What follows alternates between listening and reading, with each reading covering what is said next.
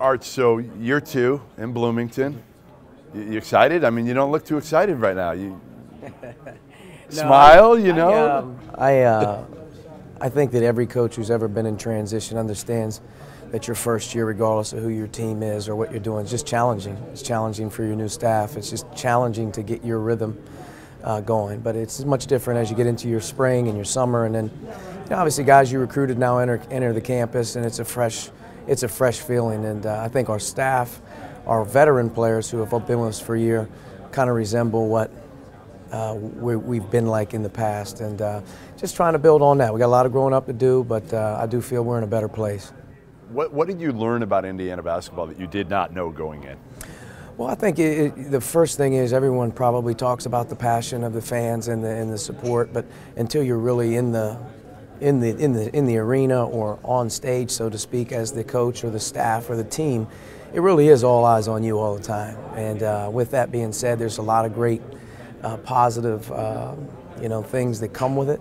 There's also a lot of attention given to performance and whatnot. So I think it's just striking the amount of attention that we get. Usain Bolt, Randy Moss, Romeo Langford. Yeah. All right, explain this to me. You compared Romeo Langford to those two, I was trying to figure that one out. The thing about it is streamlined athlete, you know what I mean? Okay. You have just a unique physical gift at that type of size that has that type of grace in terms of the way that he moves, the way that he jumps, his length. It's just really, it's sometimes effortless, and then you kind of go back and you watch things and you're like, geez, look at the ground he covered.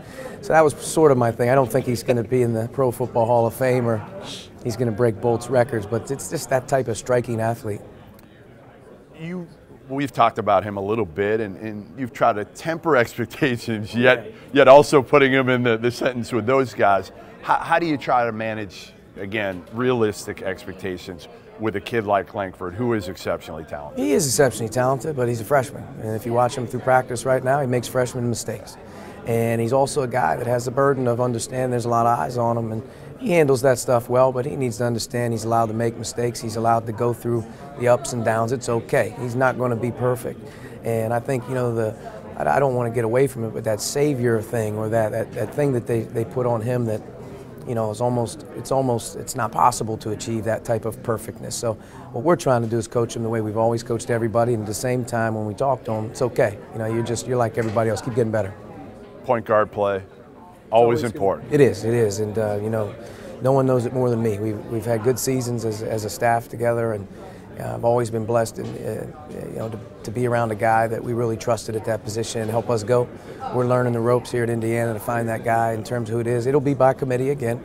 And, Robert Finnessy coming in as a freshman is a true point guard. I think Devontae Green and Al Durham much better as a first-year player with us, going into their second year with us, and understanding how we play. And I think the big thing for those three guys is to understand that, it's competition, but, as a three-headed monster or a two-headed monster at times, they got to be able to have a production and be really consistent in terms of, one, doing our thing, running our team, and two, taking care of the ball, and being a guy defensively that can hold their own on the other guy.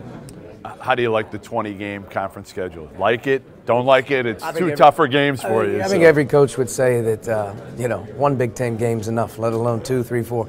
20 is going to be something that I think everybody gets adjusted to, but I also think it's going to become the Big Ten's way of life, so it is what it is. And, to be able to play 20, obviously it puts a lot of pressure on your non-conference. I think that's the thing that everyone's going to start to really realize, probably more so than the league schedule. It's that non-conference schedule that's how to be able to balance it. But to play 20 Big Ten games, add in the Big Ten tournament, I mean, you're putting our league on. You guys hate it, don't you? Probably. Admit it. You hate it. It's two tougher games where you could be playing bye games. I think the one thing is, though, it puts our league at the forefront of being able to be competitive all year long. And, you got to give Commissioner Delaney a lot of credit, and the outward thinking, our coaches all had input, and I think that everyone understands this is the direction we're going. Thanks, Arch. Yep. Appreciate Thanks, it. Jeff.